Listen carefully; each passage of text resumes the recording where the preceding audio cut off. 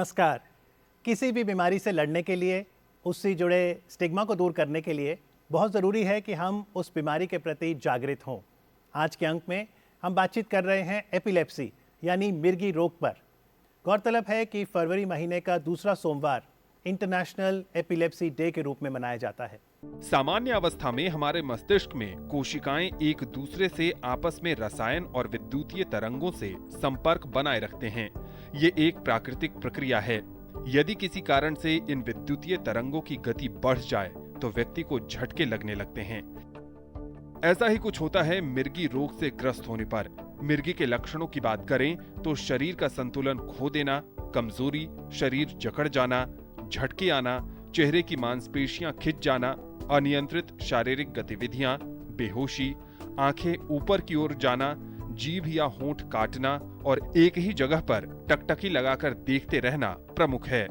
कुछ खास वजह से भी मिर्गी के रोगियों में दौरे आ सकते हैं, जिनमें डॉक्टर द्वारा दी हुई मिर्गी की दवाई लेना भूल जाना, तनाव, अधूरी नींद, कैफीन लेना, सर्दी, खांसी या बुखार होना, हल्की या तेज रोशनी, सिर में चोट लगना, खून में ग्लूकोज की मात्रा कम हो जाना अहम है।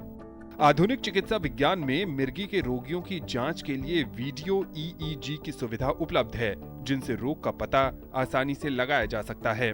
मिर्गी का इलाज कई बार दवाइयों से तो कई बार ऑपरेशन के माध्यम से किया जाता है। मिर्गी लाइलाज नहीं है, इसका संपूर्ण इलाज संभव है। समय पर डॉक्टर के पास जाएं और इसका इलाज करवाएं। और एपिलेप्सी पर बातचीत के लिए यहाँ इस कार्यक्रम में मेरे साथ 3 विशिष्ट डॉक्टर जुड़ रहे हैं। आइए उनका परिचय आपसे कराऊं। हमारे साथ हैं डॉक्टर राजेंद्र धमीजा, नमस्कार। नमस्कार। Director professor, head of department neurology, Lady Hardinge medical college से। और साथ ही स्काइप के माध्यम से 2 डॉक्टर्स जुड़ रहे हैं। डॉक्टर मंजरी त्रिपाठी, नमस्कार, प्रोफेसर न्यूरोलॉजी एम्स से। और साथ ही डॉक्टर P शरद चंद्रा, प्रोफेसर न्यूरोसर्जरी एम्स से। आप सभी का स्वागत है। नमस्कार। नमस्कार जी। तो डॉक्टर धमीजा, अगर हम कल्पना करें कि मान लीजिए हम मेट्रो में जा रहे हैं या ट्रेन में सफ़र कर रहे हैं, बस में सफ़र कर रहे हैं, स्कूल में बैठे हैं, कॉलेज में, दफ्तर में, और एकाएक हमारे साथ बैठा व्यक्ति, उसके हाथ पैर पे कंपन होता है, वो बेहोश होकर गिर जाता है। क्या ये मिर्गी का दौरा हो सकता है? बिल्कुल हो सकता है, और ये बहुत सामान्य सी बात है, और हम रोज़मर्रा की ज़िंदगी में कभी ना कभी ऐसे शख्स से या ऐसी घटना से वाकिफ़ रहते हैं कि कभी किसी को 1 मिनट के लिए जो है दौरा पड़ा। सो दौरा जो है, जो मिर्गी का दौरा है, जो जिसको हम सीजर भी कहते हैं, और जब ये रिकरेंट सीजर्स होते हैं अनप्रोवोक्ड, बिना किसी कारण के, तो उसको हम एपिलेप्सी कहते हैं। सो इसका जो बेसिक मैकेनिज्म यही है कि जब हमारे ब्रेन के जो सेल्स हैं, जब वो एक दूसरे से बात करते हैं या वो मांसपेशियों से बात करते हैं, तो उनमें इलेक्ट्रिक की तरंगों के माध्यम से मैसेजेज आते हैं, और जब ये इलेक्ट्रिक की तरंगें सडनली अकस्मात तरीके से ज़्यादा हो जाती हैं, जिसको हम स्पार्किंग भी कह सकते हैं, तब ये एक दौरे का रूप धारण करते हैं। और ये दौरा 1 मिनट या 2 मिनट मैक्सिमम रहता है, और उसके बाद जो है मरीज़ जो है थोड़ी देर के बाद सामान्य अवस्था में आ सकता है। सो वो बड़ा इंपॉर्टेंट है, भयानक लगता है, लेकिन उस समय पे जो फर्स्ट एड है वो लोगों को जागरूक करना बहुत आवश्यक है कि उसको साइड में लिटाना है, मुंह में कुछ नहीं डालना है। और इसका ये भी एक बीमारी है, जैसे दूसरी मेडिकल बीमारियां हैं, ये भी एक बीमारी है। इसका इलाज संभव है, बहुत सारी जांच हम करते हैं, कारण ढूंढने की कोशिश करते हैं, और फिर हम उसका इलाज भी करते हैं। जी, तो डॉक्टर मंजरी, अगर एकाएक ऐसी घटना हमारे साथ हो जाए तो फर्स्ट एड के तौर पे वहाँ जो आसपास व्यक्ति हैं उन्हें क्या करना चाहिए? देखिए, पहली बात ये है कि जहाँ पे भी आपको कोई भी दिखे जो गिर गया है और उसके हाथ पैर जोर जोर से कँप-कँपा रहे हैं, आपको मरीज को बस एक करवट दे के लेटाना है। कोई भी साइड में आप करवट दे सकते हैं, चाहे दाएं चाहे बाएं। और ये बहुत जरूरी है कि उसके ऊपर जकड़ के या हम प्रेशर दे के नहीं रखें। जो कपड़े पहने हैं, अगर ऊपर का बटन बहुत ही कसा हुआ है, बस एक बटन हम ऊपर का खोल सकते हैं। ये भी बहुत जरूरी है कि पास में जो भी है एक व्यक्ति समय नोट करे, क्योंकि 95% टू 98% दौरे 2 मिनट में बंद हो जाते हैं। पर जो दौरा जिसमें कपकपाना 5 मिनट या 5 मिनट से ज्यादा चल रहा है, उसे हम स्टेटस एपिलेप्टिकस मानते हैं। तो बहुत जरूरी है कि एक मनुष्य टाइम भी रखे। दूसरा है, कोई एक और जो है अगर है पास में, तो वो मोबाइल फोन पे वीडियो भी बना सकता है ताकि डॉक्टर को दिखा सकें और डॉक्टर को बहुत अच्छा इंफॉर्मेशन मिलेगा इससे। मुंह में कुछ नहीं घुसाना है। अमूमन पाते हैं कि मुंह के अंदर चम्मच या नाक में जूता सुंघा रहे हैं, प्याज सुंघा रहे हैं। ये सब नहीं करना है। सिर्फ करवट देके लिटाना है। मुंह के अंदर ना उंगली घुसानी है, ना चम्मच, ना प्याज। और 2 मिनट में अमूमन 98% दौरे बंद हो जाते हैं। अगर नहीं बंद हो रहा है, तुरंत उनको अस्पताल ले जाना चाहिए। कई बार जो नॉन मिर्गी के मरीज हैं, उनके पास दवाइयां रहती है। एक दवाई है जो नाक से डलती है। अगर वो है और केयर गिवर को मालूम है कि ये दवाई है उनके पास, तो तुरंत नाक में वो दवाई डाल के दौरा बंद कर सकते हैं। मानवता के लिए बहुत ज़रूरी है कि हम इस विषय को समझें, और अगर ऐसी कोई घटना आपके पास होती है तो जैसा डॉक्टर मंजरी ने कहा, आजकल फ़ोन सबके पास है, आप वीडियो ज़रूर बना लें। डॉक्टर शरद चंद्रा, थोड़ा बताइए, वो वीडियो बनाकर जब डॉक्टर देखेगा, उसके आकलन से क्या पता लगता है इस बीमारी के बारे में? देखिए, बहुत बार बहुत चीजें पता चलती है। एक तो सबसे मोस्ट इम्पॉर्टेंट चीज है कि डॉक्टर को ये पता चलेगा कि ये मिर्गी है कि नहीं, क्योंकि बहुत सारी चीजें ऐसे हो सकते हैं कि शायद मिर्गी ना हो। दूसरी बात, हम बोलते हैं कि जनरलाइज्ड या फोकल एपिलेप्सी बोलते हैं। जनरलाइज्ड एपिलेप्सी का मतलब है दोनों तरफ से दौरे आ रहे हैं, पूरा ब्रेन एक्टिवेटेड है। फोकल एपिलेप्सी मतलब कोई एक जगह से आ रहे हैं। तो इनके दवाइयां भी अलग अलग होते हैं। सो अच्छी ट्रीटमेंट पता करने के लिए ये वीडियो देखने से बहुत ज्यादा इंफॉर्मेशन मिल सकता है। तो कुछ सालों पहले हमने एक स्टडी किया है, जहां पे हमने देखा है कि बहुत, ये हमने पब्लिश भी किया बहुत अच्छी जर्नल में। हमने ये दिखाया कि सिर्फ मरीज अपने वीडियो लाके अगर हमें उनका दौरे का वीडियो दिखा दे, ऑलमोस्ट 80 to 90% केसेस में अच्छी डायग्नोसिस होके और सही दवाइयां मिल जाती है। इसलिए वीडियो रिकॉर्डिंग करना बहुत जरूरी है। जी बिल्कुल। तो अगर कहीं किसी को मिर्गी का दौरा पड़ जाए तो घबराना बिल्कुल नहीं है, हड़बड़ाहट की आवश्यकता नहीं है, कोई पैनिक ना करें। जैसा डॉक्टर साहब ने कहा, करवट दे दें उसको, कोई उसके मुंह में चम्मच या कोई चीज़ डालने की ज़रूरत नहीं, और वीडियो ज़रूर बनाएं। अब आते हैं कि डॉक्टर के पास जब ले जाएं तो किस तरह की दवाइयाँ, किस तरह के उपचार हैं। लेकिन उससे पहले, क्योंकि मिर्गी का रोग ब्रेन की बीमारी है, इसका कारण क्या है? यही मैंने आपको बताया कि ये भी एक जो दूसरी ब्रेन की प्रॉब्लम्स हैं या दूसरी मेडिकल प्रॉब्लम्स हैं, ये भी एक सामान्य बीमारी है और इसमें डिसफंक्शन है। पहली बात तो हमें ये जानना पड़ेगा कि एक आध दौरा जिसको हम सीजर बोलते हैं, वो एपिलेप्सी नहीं भी हो सकती है। अगर आपके शरीर में सोडियम कम होगा या कैल्शियम कम हुआ या ग्लूकोज की मात्रा कम हुई, तो एक आध बात अमूमन ये भी हो सकता है कि उस वजह से भी दौरा आ सकता है। लेकिन जब ये दौरे बार बार आते हैं, बिना किसी कारण के आते हैं, या जो जिन कारणों का मैंने अभी जिक्र किया, जैसे सिर में चोट लगी है, या कई कारण ऐसे भी हैं जैसे कीड़े की हमारे यहाँ पे बहुत बीमारी पाई जाती है, न्यूरोसिस्टिक सर्कोसिस, टीबी की बीमारी पाई जाती है। इन जब दिमाग की टीबी है, दिमाग में कीड़े की बीमारी है, तो भी ये दौरे हो सकते हैं। लेकिन बहुत सारे केसेज में कोई कारण नहीं भी मिलता है, अनुवांशिक भी हो सकती है जेनेटिक एपिलेप्सी, और इडियोपैथिक एपिलेप्सी भी हम इनको बोलते हैं, जिसमें हमें कोई कारण नहीं मिलता है। बहुत सारी एपिलेप्सी ऐसी भी होती है जिनका कोई ब्रेन की डेवलपमेंट से संबंध भी हो सकता है, जिसके बारे में हम चर्चा करेंगे, हमारे साथ न्यूरोसर्जन साथ में हैं। तो उन बीमारियों में सर्जिकल ऑप्शन भी रहती है। लेकिन ज़्यादातर ये देखा गया है कि 2/3 केसेज जो हैं, तकरीबन 70% जो मिर्गी के मरीज़ हैं, वो दवाइयों से ठीक हो जाते हैं। अच्छा। तो हम उनकी जांच करते हैं, किस टाइप का दौरा है, किस टाइप की मिर्गी है, क्या ये सेकेंडरी है या प्राइमरी है, क्या ये फोकल है या जनरलाइज है, पूरे शरीर में है जो दौरा पड़ रहा है। सो उनके बेसिस पे फिर हम एक जांच करते हैं जिसको हम EEG बोलते हैं, इलेक्ट्रोएन्सेफेलोग्राफी। जिसको भी दौरा आता है हम कहते हैं नेक्स्ट मॉर्निंग में आप EEG ज़रूर कराइए। एक सामान्यतः जांच है, आधा घंटा में पूरी हो जाती है। उससे हमें पता लगता है कि शायद ये किस हिस्से से मिर्गी की शुरुआत है, जनरलाइज है या नहीं है। सो इन चीज़ों से हमें ये डायग्नोसिस कंफर्म करने में जो है मदद मिलती है। इसके साथ हम इमेजिंग करते हैं, जैसे CT स्कैन है या MRI प्रेफरेबली है, उससे हमें स्ट्रक्चरल प्रॉब्लम पता लग सकती हैं कि उस वजह से हमें मिर्गी का दौरा आया है। सो ये डायग्नोस्टिक पूरी की पूरी जो एक्सरसाइज है, प्रॉपरली जो है मरीज़ की हिस्ट्री लेकर, मरीज़ के बारे में जानकर, उसके बाद इन्वेस्टिगेशंस करके फिर हम दवाई पे डालते हैं। और 2/3 केसेज में जो है दवाइयाँ काम करती हैं, बहुत अच्छे से काम करती हैं, और मरीज़ ठीक भी हो जाते हैं, दिनचर्या उनकी नॉर्मल रहती है। एक्सेप्ट कि हम शुरुआत में उनको कुछ सावधानियों के लिए कहते हैं कि आपने ड्राइविंग नहीं करनी है जब तक कि आपके दौरे कंट्रोल में नहीं है, या आपने हाइट्स पे नहीं जाना है, या आपने अकेले जो कुछ चीज़ें हैं जो नहीं करनी है, स्विमिंग जैसे है।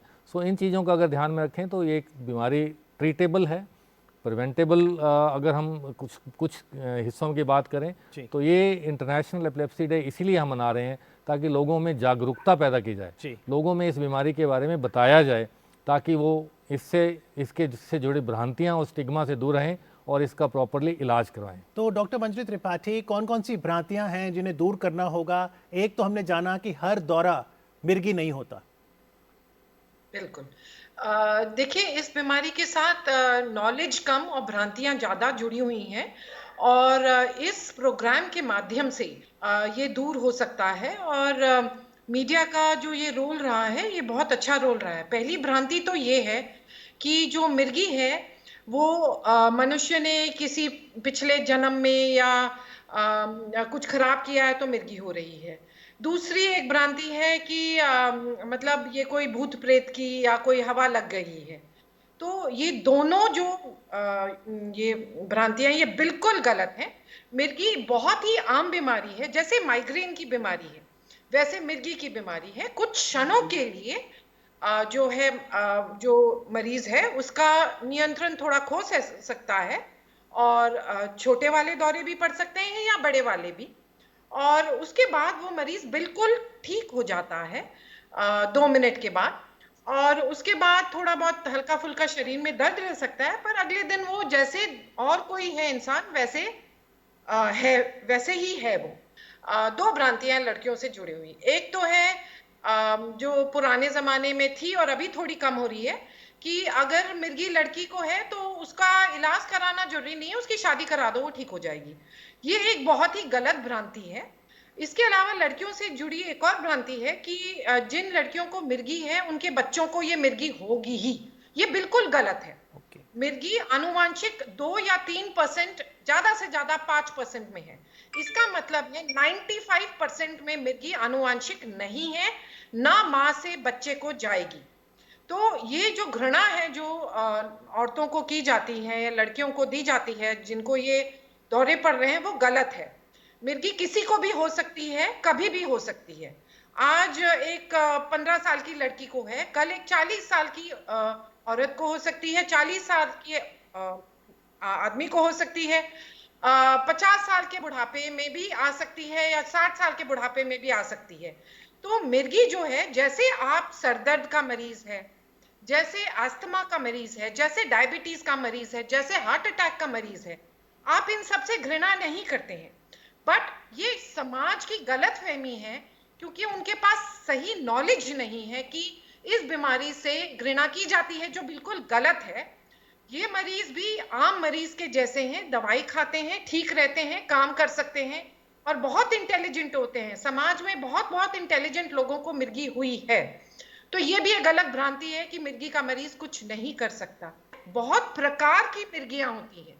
एक प्रकार की मिर्गी होती है जो सेल्फ लिमिटिंग होती है। सेल्फ लिमिटिंग मतलब 1-2 साल में ठीक हो जाती है। उसमें डॉक्टर की सलाह से दवाई कम करके बंद करते हैं। कई मिर्गियां होती हैं जिसमें लंबी समय तक इलाज चलता है, जैसे जेएमई वगैरह। उसमें आप एकदम से दवाई बंद करेंगे तो दौरा वापस आएगा।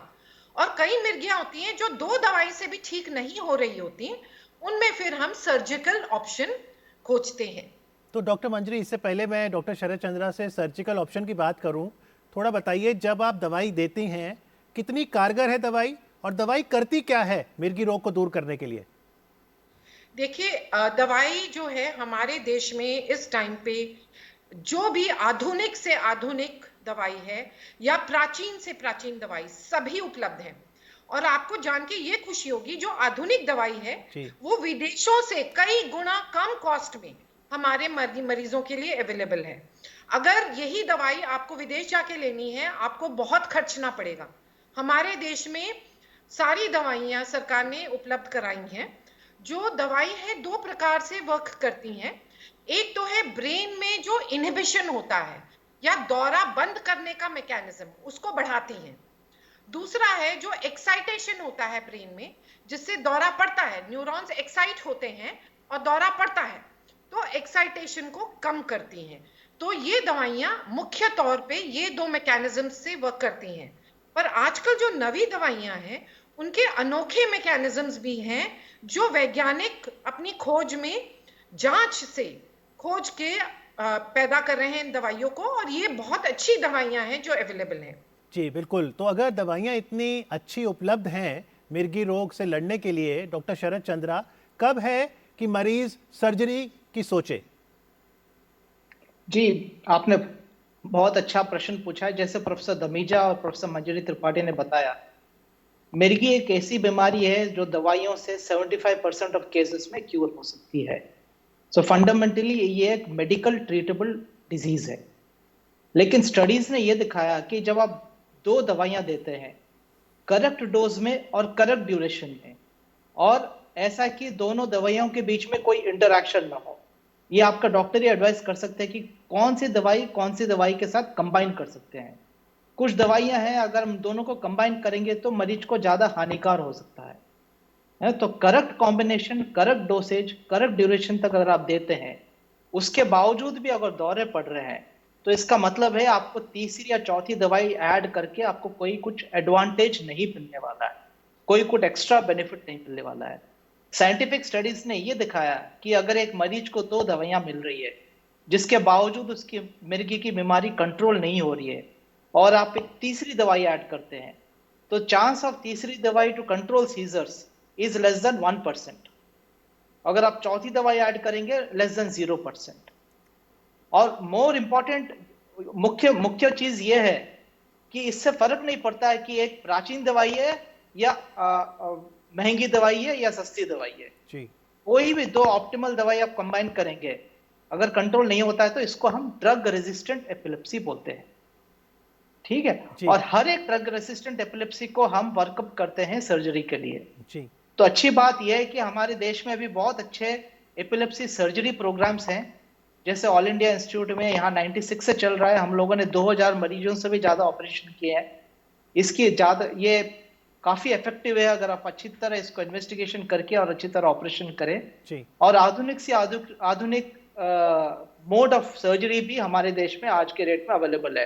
जी अगर आप सर्जरी करते हैं अच्छे इन्वेस्टिगेटेड केस के माध्यम से, तो सर्जरी के जरिए दौरे रुकने का चांस करीबन 80 to 90% तक जा सकता है, कभी कभी 100% भी हो सकता है। जी बिल्कुल। लेकिन जैसा डॉक्टर शरद चंद्रा ने कहा कि 75% केसेस दवाइयों से ही ठीक हो जाते हैं, तो प्रोफेसर दबीजा थोड़ा बताइए, अगर कोई मिर्गी रोगी है, वो असर तो दवाई तब करेगी जब वो नियमित रूप से दवाई लेगा, तो आप उसके अच्छे व्यवहार के लिए क्या कहेंगे कि दवाई समय से ले? बहुत ज़रूरी है कि आप नियमित रूप से दवाई लें और दवाई बिल्कुल नहीं छोड़ें बिना डॉक्टर की सलाह से।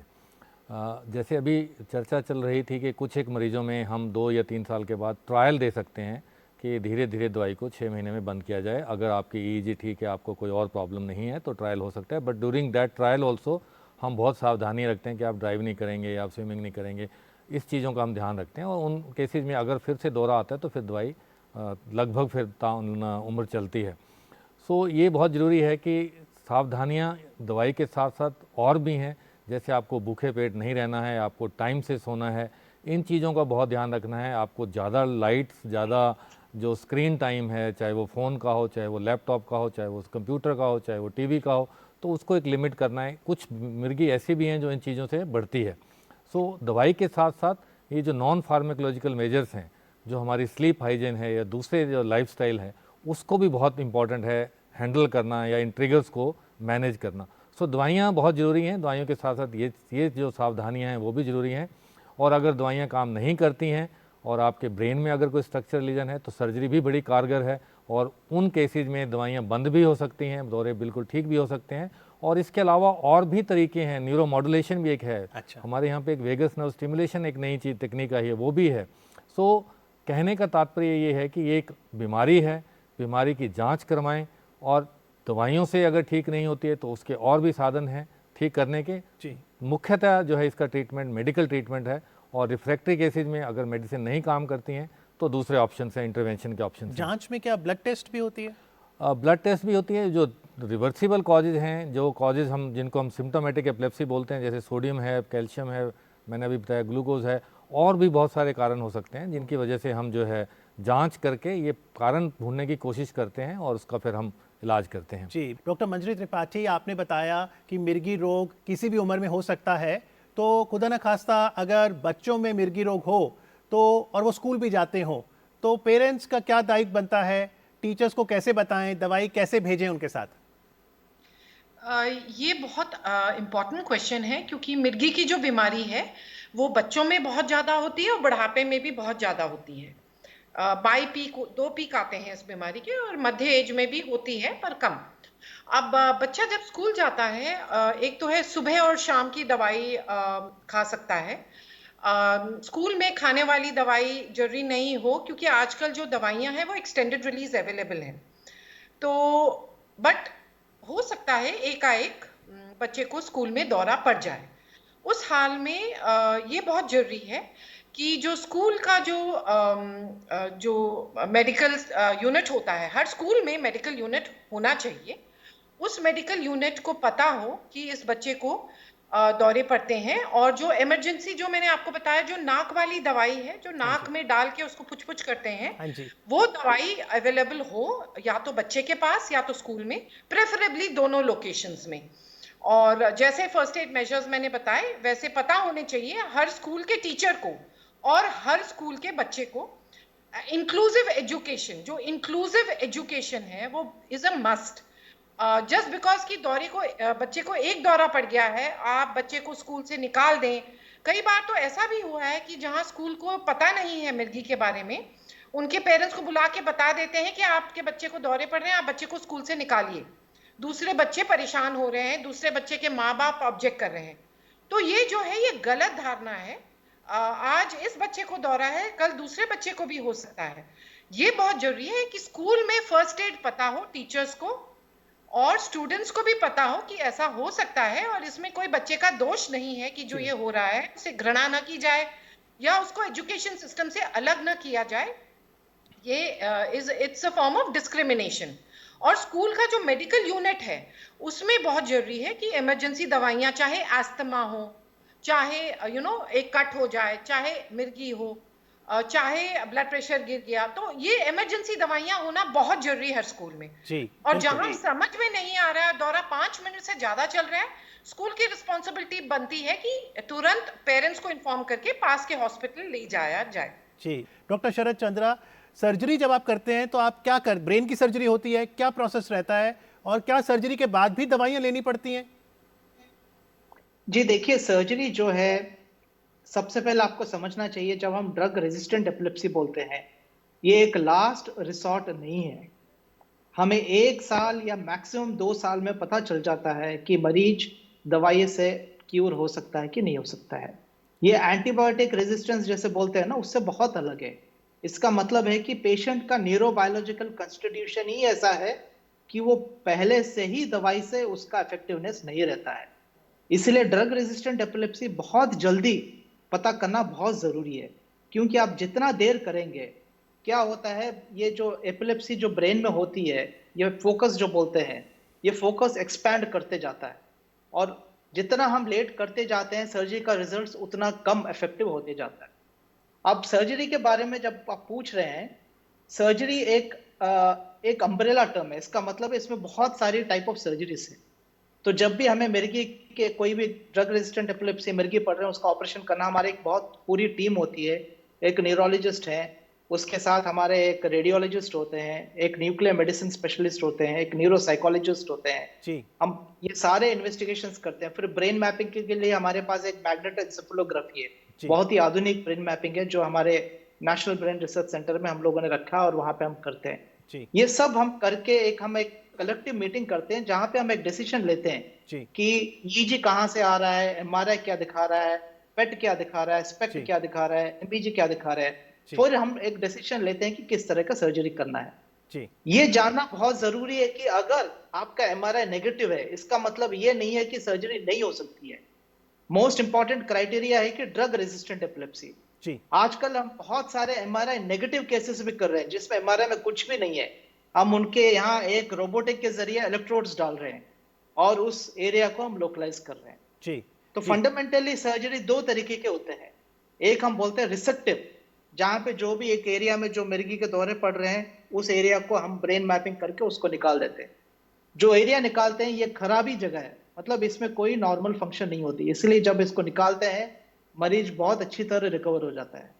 दूसरा है डिस्कनेक्टिव। डिस्कनेक्टिव मतलब मान लीजिए आपको इस जगह से मिर्गी पड़ रहा है, तो ऐसा ही है कि मान लीजिए आपके पास 10 फ्यूज बॉक्स है और एक फ्यूज बॉक्स खराब है, तो आप फ्यूज बॉक्स को पूरा निकालने के बजाय आप उसका तार काट जी तो एक ब्रेन का एरिया है, उसको निकालने के वजह हम उस ब्रेन के एरिया को बाकी ब्रेन एरिया से डिस्कनेक्ट कर देते हैं। जी ठीक है।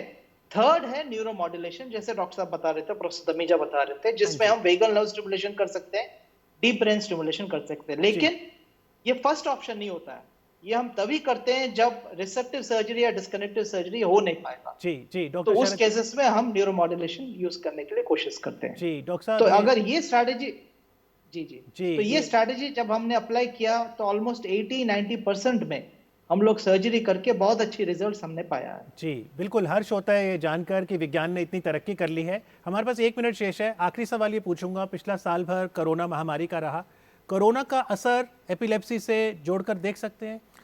बिल्कुल देख सकते हैं, क्योंकि कोरोना के टाइम में, लॉकडाउन के टाइम में, जहाँ रिस्ट्रिक्शन ऑफ मूवमेंट्स थी, जो डॉक्टर्स के पास आप जा नहीं सकते थे, हालांकि टेली मेडिसिन के थ्रू हमने कंसल्टेशंस दी हैं, तो लोगों को दवाइयाँ मिलने में दिक्कत हुई, केमिस्ट बंद थे, एंग्जाइटी थी, डर था, अनसर्टेनिटी थी, हॉस्पिटल में इन्फेक्शन का डर था जाने से। तो इन सब चीज़ों के मध्य मरीजों के दौरों में भी थोड़ा सा बढ़ाव आया, फ्रीक्वेंसी, ब्रेक थ्रू सीजर जिसको हम बोलते हैं, वो हुए। ये हमने एक स्टडी किया, हमने पब्लिश भी किया है, प्रोफेसर मंजरी के साथ हमने पब्लिश किया है पेपर, कि कोविड-19 के दौरान एपिलेप्सी के मरीजों को क्या सावधानियां और क्या क्या होना चाहिए, कैसे हमने मैनेज करना है, वो लिटरेचर में हमने पब्लिश किया। और इसके साथ साथ हमने ये भी कोशिश की कि इन मरीजों को टेलीमेडिसिन के थ्रू, कंसल्टेशन के थ्रू जोड़ा जाए, और अगर कोई इमरजेंसीज हैं, जैसे स्टेटस में डॉक्टर मंजरी ने कहा कि 5 मिनट से ज़्यादा अगर दौरे पड़ते हैं, तो उस स्थिति में हॉस्पिटल में ये सुविधा उपलब्ध हो कि ऐसे मरीजों को लिया जा सके। सो कोरोना का असर हुआ है, एपिलेप्सी के मरीजों पर भी हुआ है, उनकी दौरों की चाहे फ्रीक्वेंसी हो, चाहे मेडिकेशन में दिक्कत हो, ये सब चीज़ें जो है हुई हैं और इनको हमने सक्सेसफुली हैंडल भी किया है। सिर्फ एक बात मैं और ऐड करना चाहता हूँ कि इस समय ये जो हम इंटरनेशनल एपिलेप्सी डे मना रहे हैं, इसका बहुत महत्व है लोगों को जागरूक करना। ये सिर्फ हमारे देश में ही इसका स्टिग्मा बहुत ज़्यादा है और उस स्टिग्मा को दूर करने की आवश्यकता है, इसलिए हम ये जो है आज हम सब लोग बैठे हैं। और आपने देखा होगा कि मैंने ये मास्क भी ऐसा ही पहना हुआ है जिस पे लिखा है आई सपोर्ट एपिलेप्सी अवेयरनेस। तो ये एपिलेप्सी अवेयरनेस के लिए बहुत आवश्यक है कि हम सब लोग मिलकर इस बीमारी के बारे में लोगों को जागरूक करें, लोगों को बताएं कि ये भी एक सामान्य बीमारी है जैसे दूसरी बीमारी हैं और इसका भी इलाज संभव है। आप जो है इसको ऊपर की बीमारी, भूत प्रेत की बीमारी इस टाइप से ना लें और अपने डॉक्टर, न्यूरोलॉजिस्ट के पास जाएं और इसका प्रॉपरली इलाज कराएं। जी बिल्कुल। और मिर्गी के बीमारी के प्रति हमें सजग करने के लिए आप तीनों डॉक्टर्स का बहुत बहुत आभार। Thank you very much. तो उम्मीद है कि इंटरनेशनल एपिलेप्सी दिवस के अवसर पर जब आज हमें अवसर मिला है कि हम मिर्गी रोग के बारे में जानें, तो तीनों डॉक्टर्स ने यहाँ पर जो हमें आश्वासन दिया है उसको हम अमल करेंगे और इस बीमारी से हम मिलकर लड़ेंगे। आप स्वस्थ रहिए, इसी कामना के साथ नमस्कार।